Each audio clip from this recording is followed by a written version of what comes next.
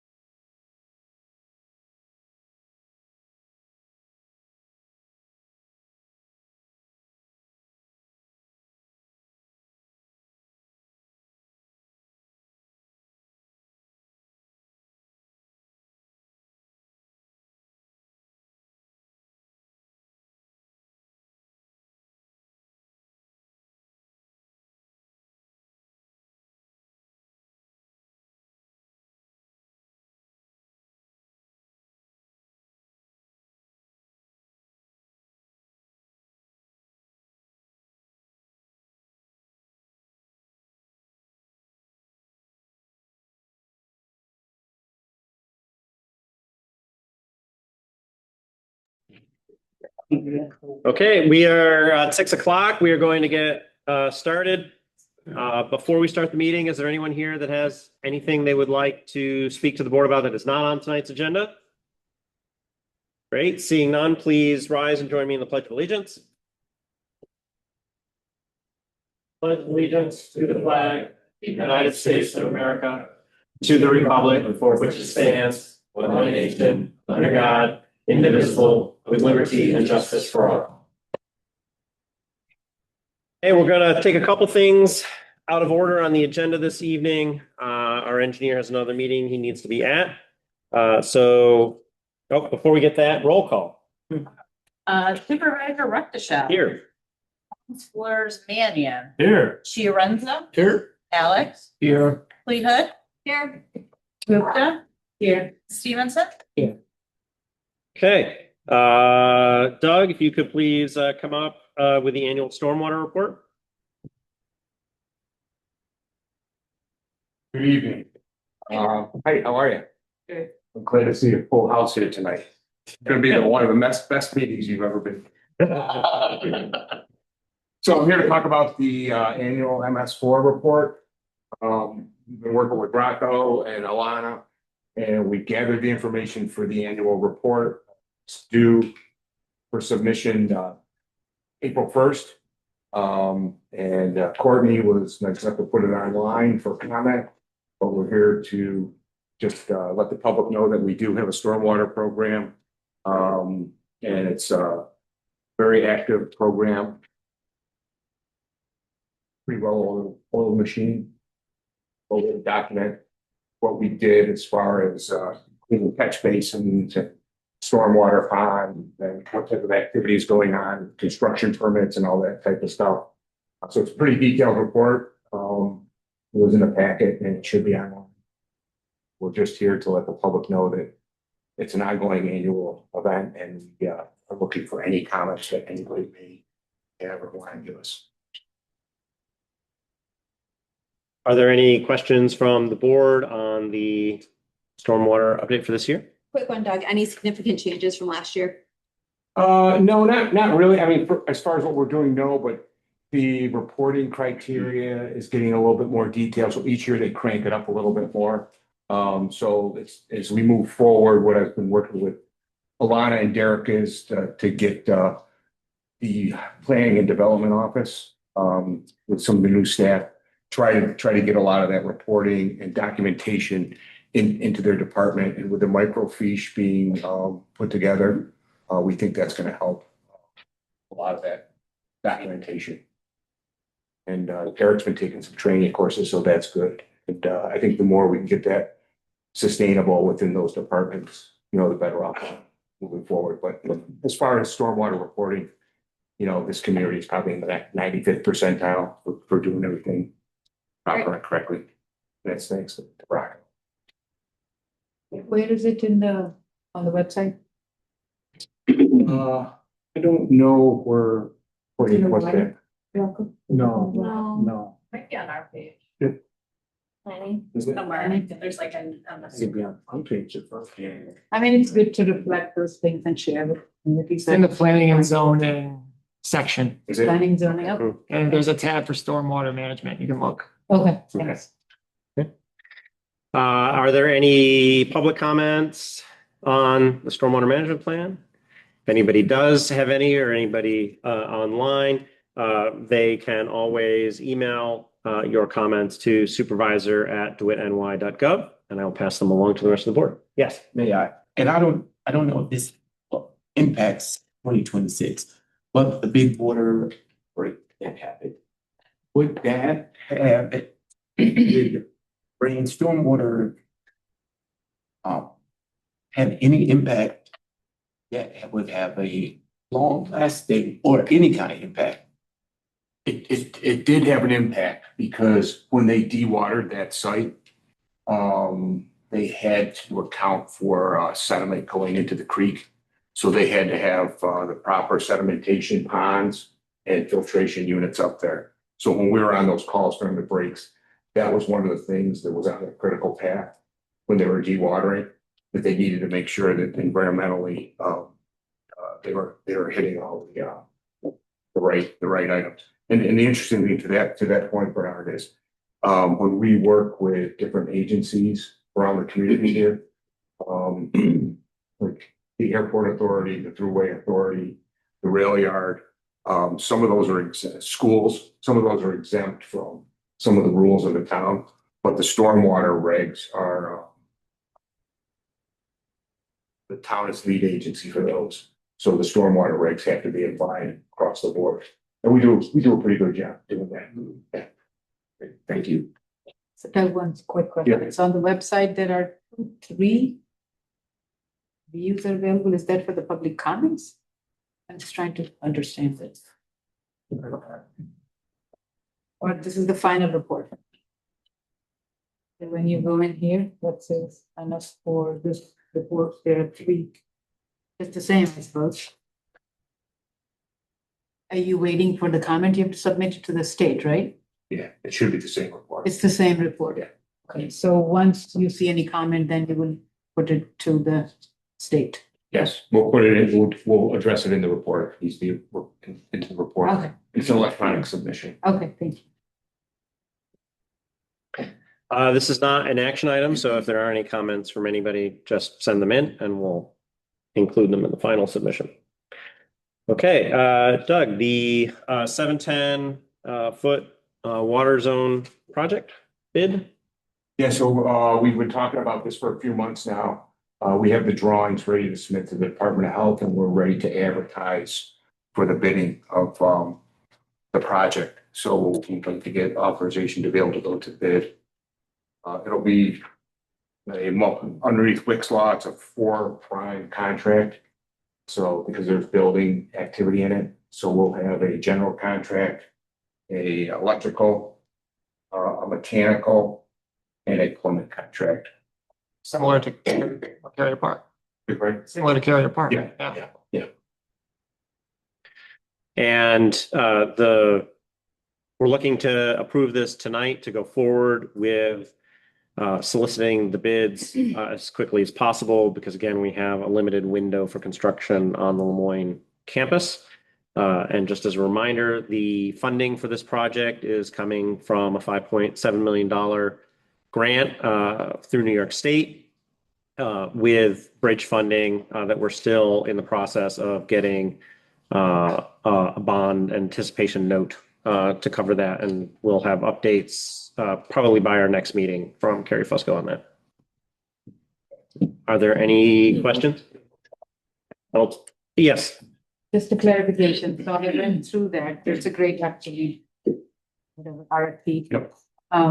I know last year when I was kind of attending some of the meetings for the Carrier Park, there were some issues with, it went over budget and different things. In the RFP, have you put enough things that those people, I mean, it's not like you got the bids yet. That people will be, when they bid it, they'll have to make sure they have to live within this budget for the most part, unless there are extraordinary circumstances to happen. Right? Yes. Yep. Okay, Yeah. and then is there any provision for you to have, make sure they communicate if, like on a timely basis with both you, with the town board, and if it needed, they come and give the report here?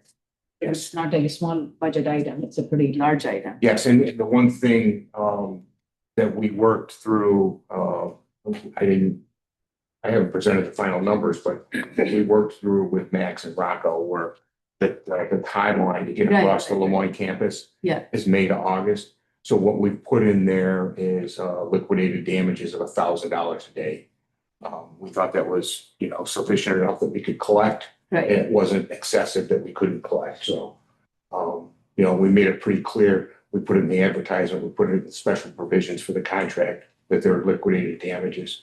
And the reason behind it, right, that we just can't get onto the campus afterwards. So, I think there's enough there, Matt, that substantiates that we could collect. And it really has some teeth instead of just saying, hey, it's $100 this year or something. Yeah. Okay, so, But I think that's a reasonable number because, Right. it's not $20,000 a day where some people have. It's significant. Right. And we can modify that. so do they come and present it here? Because last year I remember that the question was raised that things were happening and I think she means change orders. the change Change orders? Right. If there are significant change orders,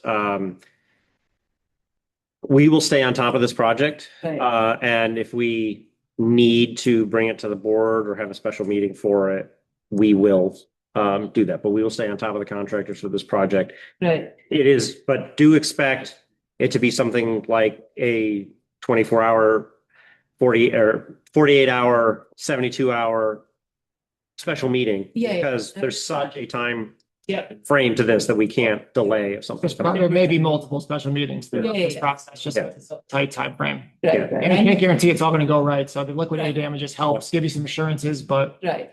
But you do your due diligence, so that's what that. Yeah. typically we wouldn't be operating on this time frame. This is Learn a from the past, yeah. special. Yeah, no, we've learned from the past. We will do things Even I learned from the past sitting over there. differently for this one, yes. So thank you. This is a good project to start on with a new system. Okay, thanks. So I have a motion from Joe. Do I have a second from Indu? All those in favor say aye. Any opposed? Motion passes. Thank you. Okay, and then authorization to bid the refuse collection contract. So the refuse contract, very similar to the contract we've had in the past. The one change we have is we've gone to a 2-year contract with 3 potential 1-year extensions. A couple things that are in there that we've had in the past that remain in there. There is a clause for fuel escalation or de-escalation. So if it changes by 10% one way or the other, then both parties have the ability to negotiate that up or down. And over the years, we've been able to do both, right? There's been some times where there has been fuel decrease and there's been times when there's been increase. Likewise, we kept in there the negotiation for the tipping fees. So on an annual basis, if the fees go up or down, once a year, the successful bidder is able to come in and present their case for the tipping fees. And we've done that pretty successfully in the past too. But other than that, it remains the same. There are a couple of unit price items in here. Interest that we have not used in the past, but they're in here in case we wanted to. There's prices that we asked for potential containers for recycling and for waste. A lot of times it's just as cheap to get those, like Home Depot or whatever, but it is an option. Are there any questions on putting the refuse contract out to bid? I do have a question. I guess, based on the contract price that this will be, it will tip us over to needing a minimum of 3 bidders, I think. I only know, is there more than just the current provider that does the service levels that we're needing? We will publicly advertise through the newspaper. And then all these projects, right, through the town, we advertise. And then we traditionally have used Avalon services. Okay. And when we get it on, once it gets into the newspaper, what we found is there are national services that scan the newspapers, pick that up. And believe it or not, some of the projects we've had over the years, we've had people from as far away as Boston, Toronto, Niagara Falls looking at projects. It all comes back to local people. But as far as trash haulers, there are 3 or 4 in the local area. And we Okay. always reach out to them. So, dependable Syracuse haulers, Butler. I was just curious if you had a feel, because we do have a really unique situation, particularly in our town. Yeah. That we'd get enough competitors. Okay. Yeah. I mean, we would prefer, at least personally, I would prefer the local one over Right. some national.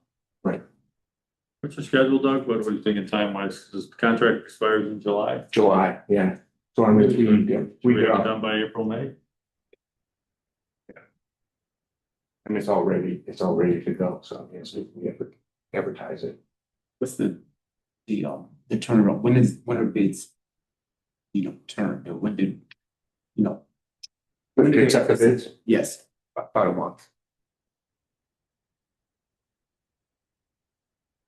Yeah, so this will be back before us, probably in a couple months, to accept a bid, most likely. Just to explain, for those of you in the audience, in the town of DeWitt, we get our trash that goes out to the street, is picked up by a private hauler. We've had the same provider for that contract for the last 5 years. That term of that contract is up. And by state law, for a contract this size, we need to go out to bid for any service provider, any trash hauler that's out there that can provide the service to give us a cost for how much they'll bid to do it for. And then it's up to this board to review those bids, see who's qualified, and make the best choice for the town of DeWitt based on both service and cost. Okay. Are there any other questions or comments from the board? If not, I will take a motion to approve from Bernard, a second from Sarah. All those in favor say aye. Aye. Any opposed? Motion passes. Thank you very much, Doug. Got you out. All right, yeah. In time? Thanks, Vance. Yeah. Thanks, everybody. Okay. With that, we will go to our public hearing today for our proposed local law for the residential commercial urban exemption program. Notice is hereby given pursuant to the provisions of section 20 subdivision 5 of the municipal home rule law of the state of New York that a public hearing will be held by the town board on the town of DeWitt, county of Onondaga, state of New York on Monday, March 23rd, 2026 at 6:05 p.m. at the town offices to consider a local law amending the DeWitt Town Code, Chapter 170, entitled Taxation, as has previously been amended to establish a new article.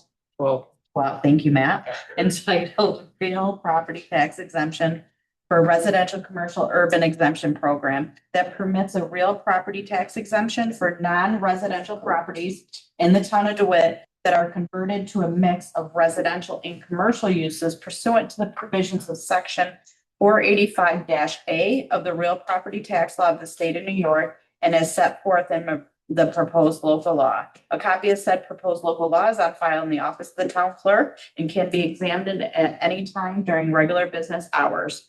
This was published in the Post Standard on March 8th, 2026. Okay. Do I have any comments from the public on the proposed law?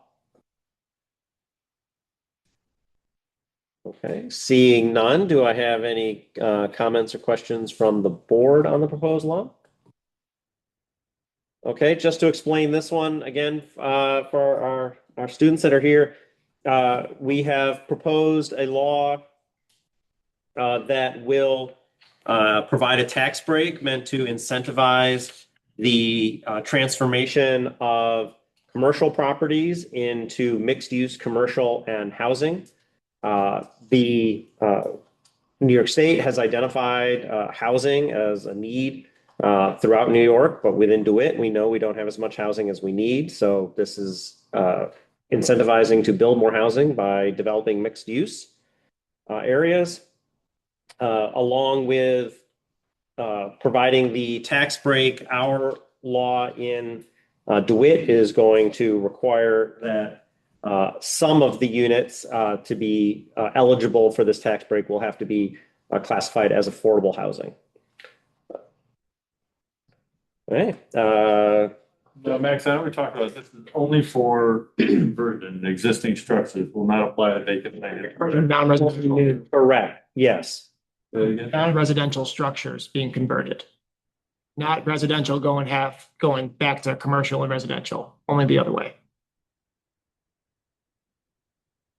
There is another subsection of state tax code that there are some other mixed use exemptions that we could allow as well that I think go for new development.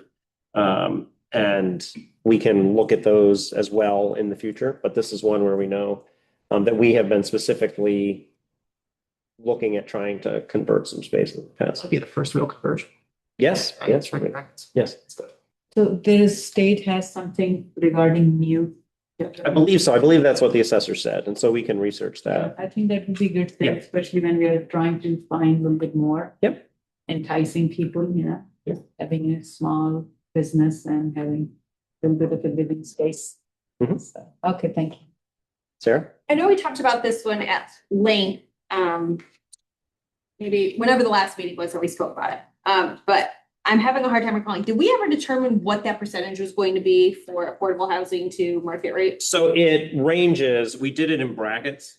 So it ranges actually from 100%. If you're only going to add one residential unit, it has to be affordable. But it then goes to up to 20% if it's if you have 5, it's one of the 5, and then if it's 6 to 10, it's 2 of that. So it could be a third to 20%. It's in a range there to make it easy for the assessor to say, okay, this is how many total you have. I did a calculation just to see in 2025, the affordable housing rate would have been around $2,100, $2,200. It's based on DeWitt's median income. All right. And that follows the regulation. This is the regulation from HUD. From HUD. Yeah, that is the definition of affordable housing based on the and it's not technically on town of DeWitt, it's on the zip codes.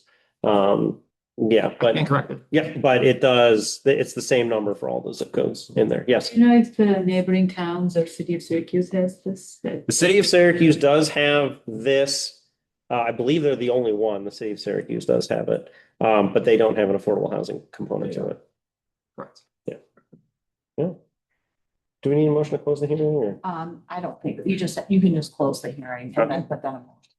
Okay, if there are no further comments, I will close the public hearing. Do I have a motion to approve the law from Sarah, second from Carrie? All those in favor? Aye. Any opposed? Motion passes. Which we will, oh, there you go. Congratulations. We will submit, so the process is, we passed it here, we submit it to the Secretary of State. And it becomes official when they send it back to us, right? Yep, I think is it 20 days after? We'll get a letter in about a week typically. If they forget, then it'll be effective in 21 days, but they never forget. Yep. Send a letter. Okay, there we go. The next item on our agenda, Chief Spencer for our annual police report.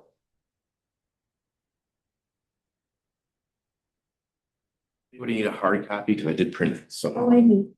Right, so might as well. Held out that tree. I know. I'm taking. Just take one. I like hard copy. Well, we didn't get an agenda tonight. I think there's somebody that didn't get one. Take the, here, Chief, can you give the gentleman the cover sheet to that so he can use it for school? This thing here? Yeah. We'll report. Learn about us. We'll hire you in about 5 minutes. Trouble for email it to us. You email, I'm good. Yeah. I see one, Chief. Yeah. Grab one for me too. Yeah, well, next to. Email, but I think the link was a little slow and I don't know why I was having a problem with PDF. I can kind of have. Not really good. Computer. I know. Froze everything. That's why. Alrighty, So our 2025 annual report, I'll start with some of the numbers, I guess, and then talk about what we did as a PD. Each. So last year, we responded to 26,872 calls for service.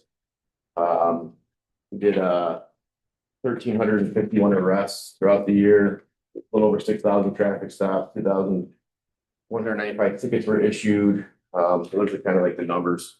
But what I'm really proud of is that we kind of rebuilt the PD in many different ways, but I wanted to highlight this report more than the numbers. Other numbers. We added 3 bicycle patrol officers. Now we have 7.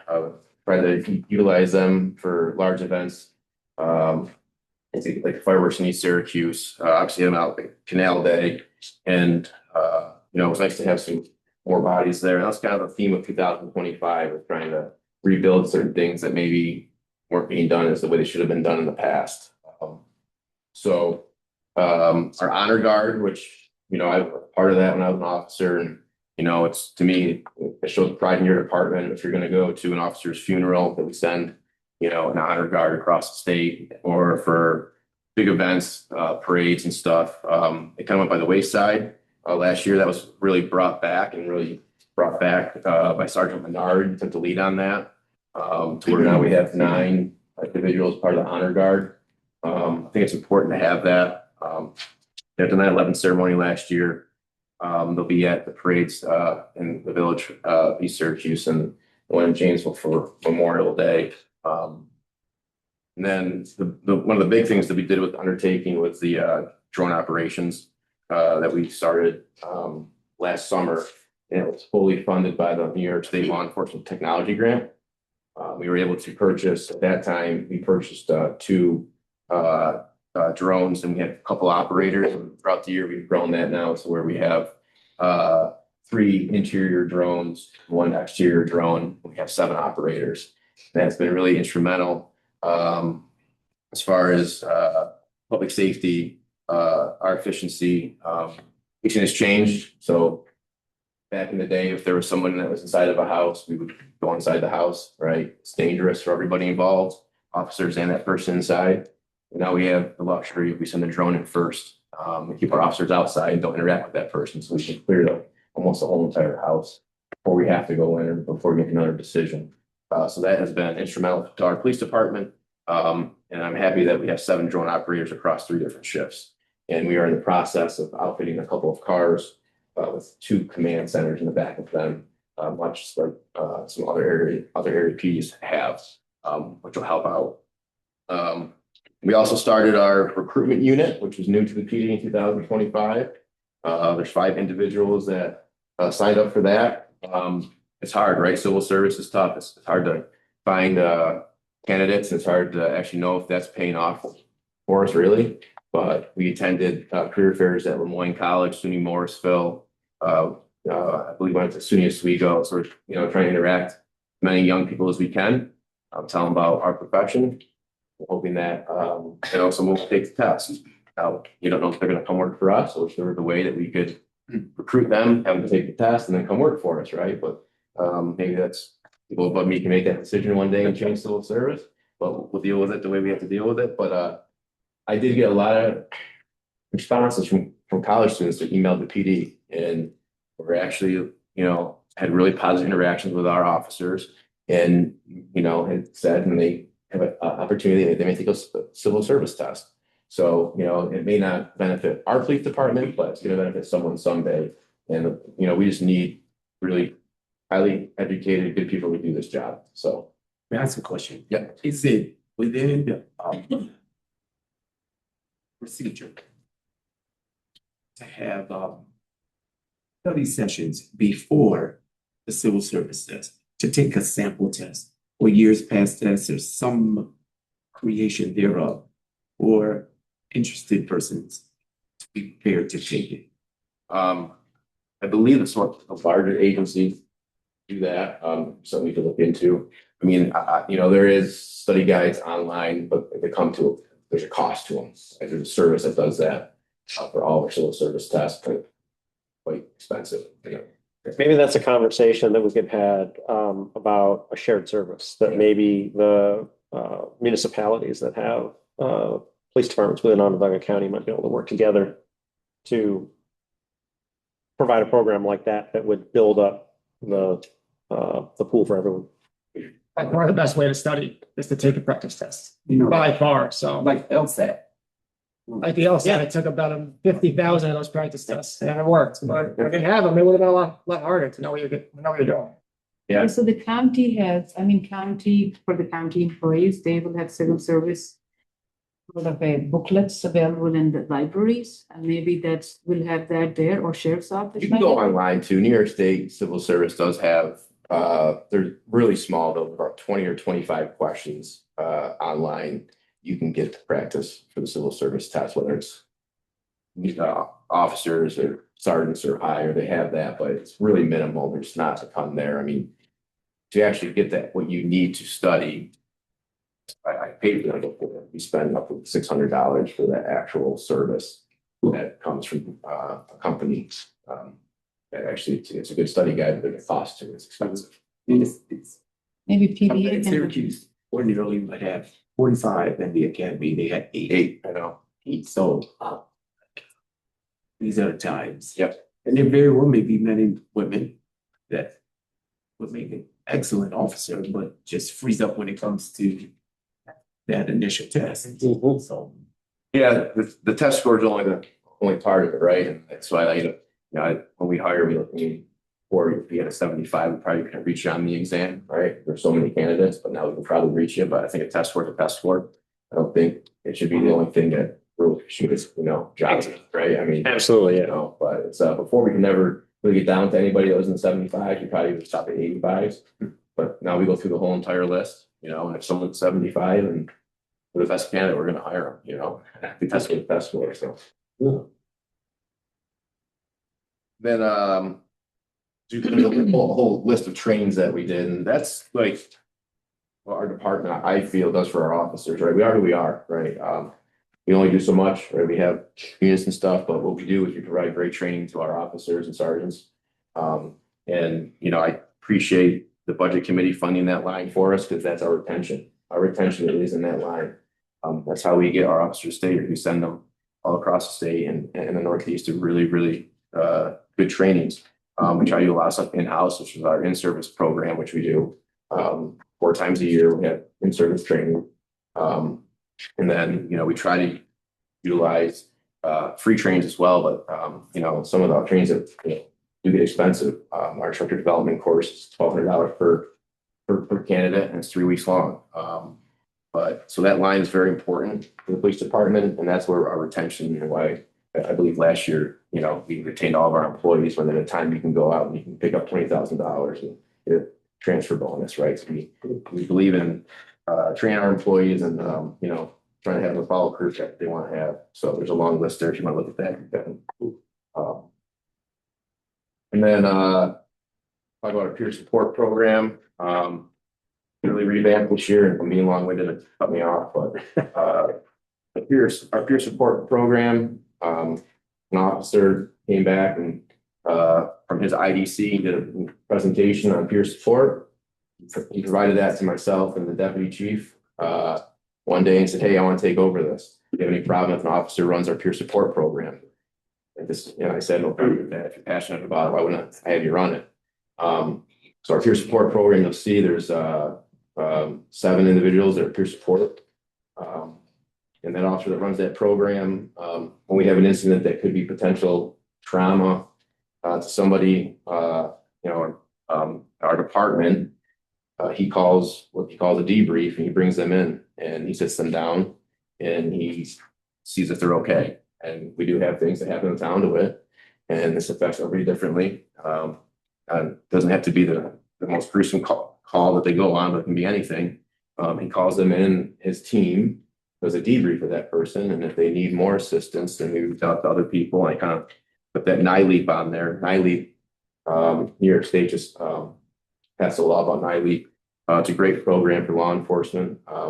We have sent some officers there in the last 18 months to go to that program, and they've come back and have been a huge weight off their shoulders what they were able to get out at that program there. So I'm really proud of this program. I think it's one of the best in the area. I'm proud of the officer that's running that program right now. He's passionate about it. If you want someone passionate to run that program.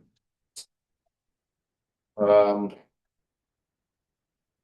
through each page if you'd like, but it's 33 pages. If I can just let you have questions, we have some promotions, obviously. That position have been huge, really huge for employee development. Really huge for me to have deputy chief. A couple of sergeants were promoted and see our new hires, only one retiree. But Can you talk about the overall SPO program? oh, SBO program, thank you, yeah. It's been a huge success. It's the first time we've had every school filled. We are gonna, we have one that will retire in this year at high school. Already getting some interest from some candidates that sent me some resumes and stuff, so I think we're gonna have some interviews probably coming up, but program, as far as I hear from everybody and superintendent in schools is outstanding, the connections that we're making in those schools. Yeah, that program, the first time, it's a lot of work, right? It's seven more officers that were, it's a whole unit, so, but it's worth it, and I think it's going very well.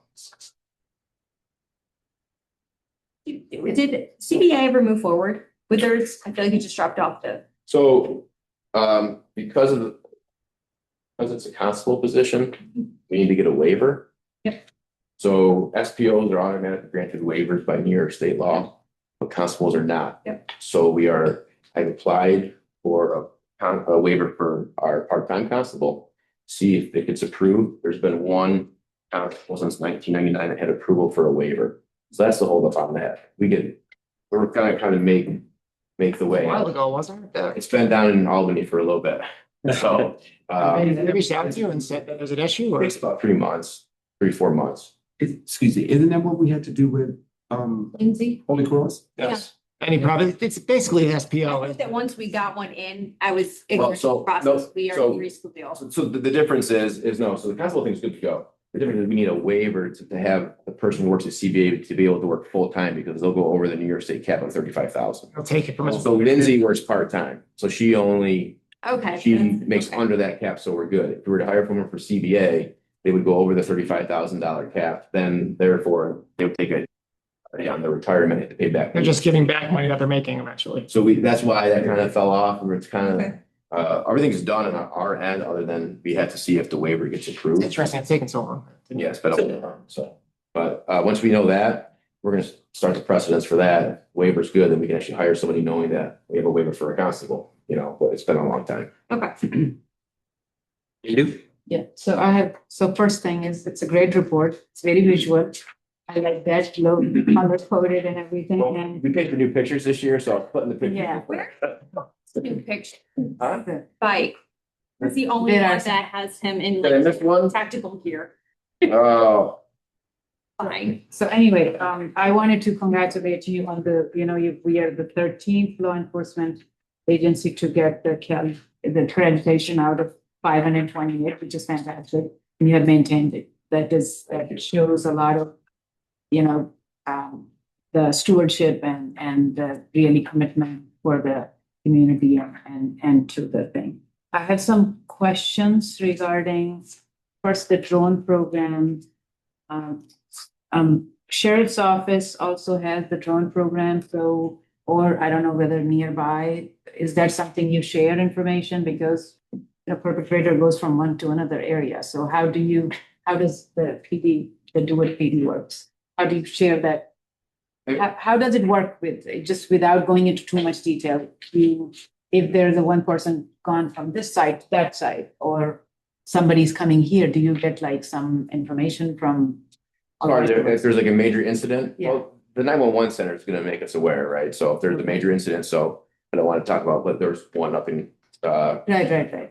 up in a different part of the county that, the sheriff requested us go send a drone unit because it was a larger incident and they had a couple drones, but they didn't have enough. So usually it comes from like the 911 center. We share information all the time. So that's how we kind of communicate with each other about any major incident flowing into the town to it, or any of ours going to another jurisdiction is through the, Right. yeah. The other questions are at the, What is, it says uniform crime report, part 1 offenses, part 2 offenses? It's, we have to report those to New York State, so What is part 1 and part 2? well, part one is this, they're on there, so New York State lists those. Oh, okay. Those ones that are They're listed not- under there are the part one, those are the serious offenses under part Okay. one, so those, that's a homicide, Okay. right, those ones there, and then part two is anything else that's listed in that, so we have to report those to New York State, quarterly. Okay. And then they track all that. What is criminal mischief?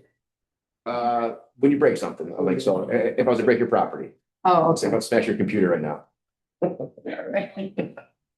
thank you. Are there any other questions for the chief? Okay. Any questions from you guys for the chief about our police department? We want to be a cop in like 5-6 years? Okay, perfect. All right. Thank you. All right, well, thank you very much for the presentation. This will be posted to our website this week. Okay. That's what the community will have access to. Could you Great. share that with the board so that we can reshare with something? Yeah. Thank Yeah, you. yeah, yes.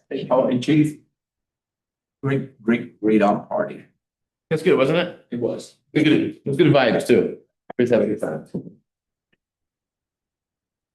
Okay, as I look to our agenda, the next thing we have on here, Director Cantrell, authorization to post and canvass for clerk 1 and clerk 2. We lost the clerk 4 weeks ago, so looking to post and canvass our new clerk. So, that's max, we're talking about posting for 1 and clerk 2. It would just be one like add-on Indeed, but just to see who we get and how much experience they have to figure out what position into. Yeah, this is a process we have, Well, because depending on your qualification, what you get, you get season 1, then you put it in clerk 2, Right. Makes sense. See what we get, but Yeah. yeah, so we'll just, that's add for a clerk and. Yeah. See what it's like. Any questions on this? Yeah. All right, do I have a motion from Indu, second from Patricia? All those in favor say aye. Aye. Any opposed? Motion passes. Did everybody get a chance to look at the code enforcement officer? Does anybody have any questions about the candidate specifically and they want to move it to executive session? Or, It's questions we talked about. I think you want to talk later, so. okay, we can just move it to that one. We'll move that one to executive session since we're talking about an individual. Thank you. Yep. Okay, recreation supervisor, we are also moving to executive session because we want to talk some specifically about that candidate. Okay, 5209 Harvest Hill Drive water adjustment request. So I have a request from the resident of that address. They had a boiler issue and toilet issue. They have rectified the problem. So they're requesting a one-time adjustment, which they have never done before. The original bill was $2133.57. Their adjusted bill would be $918.05 with a $1,215.52 savings. Anybody have any questions on that? All right, if there are no questions, do I have a motion to approve from Bernard, a second from Joe? All those in favor say aye. Aye. Any opposed? Motion passes. Purchase a sweeper for the highway department. Yeah, so the highway is looking to replace the 2001 Johnston street sweeper. The company that took them over is called Global. Same basic sweeper that we've had great luck with. We purchased one of these. We have 2 of them in fleet. This will be the 2022 we bought, which has been great. Stainless steel hopper, minimal maintenance, easy to use. So we'd like to purchase another one of them this year. We budgeted for that. We will come back to you guys when we take delivery, maybe in the fall at auction, the 2001 that we're using.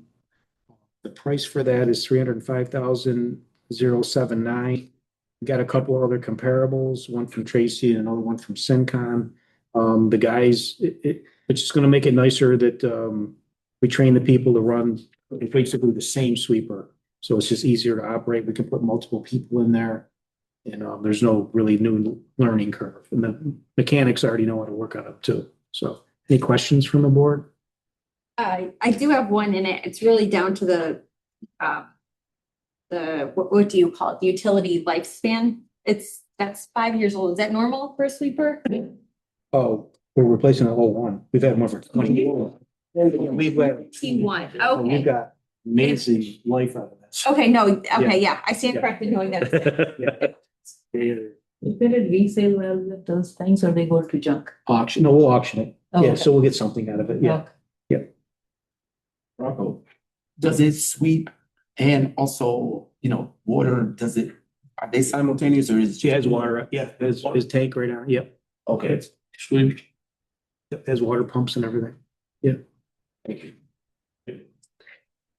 If there are no other questions, I'll take a motion from Sarah, a second from Patricia.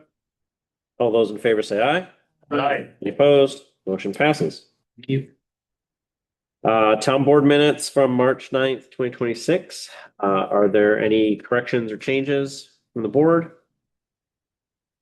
Seeing none, I'll take a motion to approve from Carrie, a second from Joe. All those in favor say aye. Aye. Any opposed? Motion passes. I think I just, for the code enforcement, I think I just wanted to recreational director. Oh, it's just the recreation director. Sorry, I got confused with talking about. Okay, well, we can, let's bring Alana back up then. Still in the public? Yeah, we can do it. If there's no questions on it, we can do it. I don't know, I don't. Okay. So, authorization to hire a code enforcement officer in planning and zoning. Finally found a code officer, which is very exciting. We've been looking for several months. This person has been certified since 2001, worked in a couple of different towns. He's already in the civil service position, so it's a lateral move. We'd like to start him at step 4 since he does have 6 years of experience. Who is it? Jason Burns. Jason Burns? Where is he currently? He's in Hastings. Hastings? Yeah, or tasting is Or fine. that's where he's working. I don't know. Yeah. Oh, Resume for ten. yeah. That's good. Do I have a motion to approve?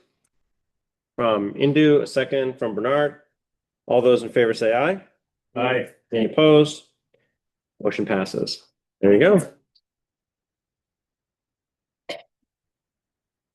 Okay, the check register.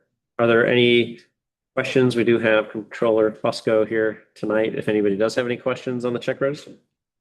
Yeah, and lot the list to her, she responds so fast. I just feel like, whoa. There you go. Thank you. Peter. All right, if there are no questions, I will take a motion to accept. From Carrie, a second from Bernard. All those in favor say aye. Aye. Any opposed? Motion passes. Town board updates. Since the last meeting, I had the privilege to attend an event at the Nottingham honoring their residents who are over 100 years old. Courtney did a great job making some certificates for them, which we framed and gave out. There were actually 2 of the centenarians that were able to attend the event. One, I recommend you go on our Facebook and we shared. She wrote a poem for the event and read it. And she's 103, and it was an amazing poem. She read it great. There's a video on our Facebook of her reading it. It was a wonderful experience. And I just wanted to say to the public, if anyone does know any other DeWitt residents that are over 100 years old and they would like a certificate of recognition, then we'll be happy to send one from the supervisor's office. There is a hope. Yeah. Are there any other town board updates? Yeah. So we attended the DeWitt PD's annual award ceremony. It was fantastic. Sarah Bernard, myself. And there were some other town board, like police commission members there. It was fantastic ceremony. It was so well attended. You were missed. I'm sorry. I know. We saw your husband there. It was very well done, and it was, it shows that how committed these officers are, and they put their life in literally harm's way to protect all of us. So thank you for what you do with your leadership and your team does. So thank you. And the event was fantastic. Even I got the food, vegetarian, some of it. Nice. Yes. Yes, Bernard. And the county legislator, Nadeja Hernandez, hosted a town hall at the library Saturday morning. Myself, Patricia, we were there. It was interesting and it was informative. The turnout was good. It was good. It was a good turnout. And people asked very thought-provoking questions. It was it's not adversarial at all. They just wanted to know. And did find out some things that are happening in the county that can provide, hopefully will give people an opportunity to ask some questions directly to the county executive as he is planning a town hall meeting. Tentatively, that is supposed to be April the April 6th. April 6th. We don't know the time and location yet. right. Well, it's supposed to be here, but we don't have anything official from the county executive's office yet. But ideally, before our next meeting occurs, there will be a town hall listening session like event for Shopping Town, the Shopping Town RFP. So all they were looking for is an opportunity to ask direct questions directly. We will get that out as publicly as we can as soon as we have official information from the county executive. Oh, yeah, They were concerned. questions about topics. We have our form on that one though, don't we? Are you scheduled? That is not scheduled at this point. No. I think that will be afterwards. Yeah, there's that is still in flux with what the planning board is doing with that. Yeah. I do have a follow-up on an item I brought to the board earlier this year regarding Mr. Mania. This one's of your interest. Regarding a memorial bench for Robert Waters. We talked to his family yet in terms of the location. It was proposed to be at the entrance of Orvilleton, I think. I think there's been a couple locations have been floated around, Yeah. but I haven't specifically. I bring it up because the Sierra Club has $1,300 that we're able to put towards a bench. Mhm. I also, during that same conversation, when the funding was approved, there are about 2 or 3 other plaques of Sierra Club former members that were DeWitt town members. But they were wondering if there were benches that we could put them on in other locations outside of Roberts. I don't know how we would move forward with that, but once we nail down Roberts, we'll get the rest of them. I mean, there's a couple of spots in Yeah. mind. I mean, Fiddler's Green is a beautiful spot. Okay. But yes, just let them know that we're definitely interested and appreciate it. And I think it could end up being. We'll get, I mean, it's timing. I think the spot we talked about last time might take a little more time before it's secured. If they're looking to do it in the next few months or this summer, then They just want to keep, they don't want it to fall off. Yeah. So Okay. No, we're not going to follow up. it's definitely not going to fall off. It's a gesture. So there is, I don't know whether you all got the email from Nicole Watt, the county legislator chair, or not from her, but there's a municipal housing summit at OCC on March 31st. Yes, Director Cantrell will be attending, representing the planning and zoning department. Yeah, I will attend too, so I signed up for that. It's a nice, it's really because a lot of people will be there. So I would encourage those. Yeah, it was intended to all the electeds as well. So if Yeah. any of the town board members want to go, I would encourage it. Yeah. As long as we're giving updates. Shane, we're very sorry we missed the police dinner.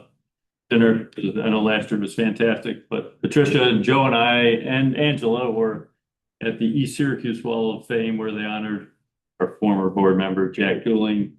And I gotta tell you, it was one heck of an event, very well attended.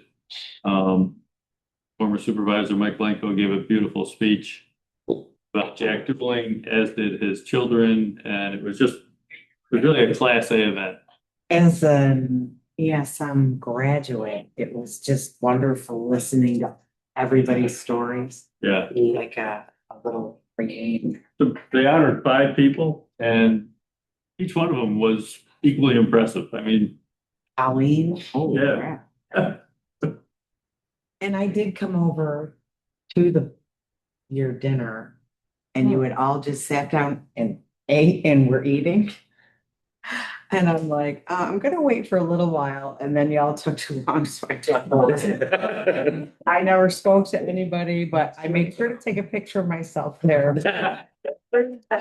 Sorry, There. Outside in the hallway. Everyone, the table was full. There would have been nowhere for me to sit. Are there any other updates? Yeah. Okay, seeing none, then I will take a motion to move into executive session from Bernard, a second from Joe. All those in favor say aye. Aye. Opposed? Motion passes. We are now in executive session. Gentlemen, that ends our public portion of the meeting. So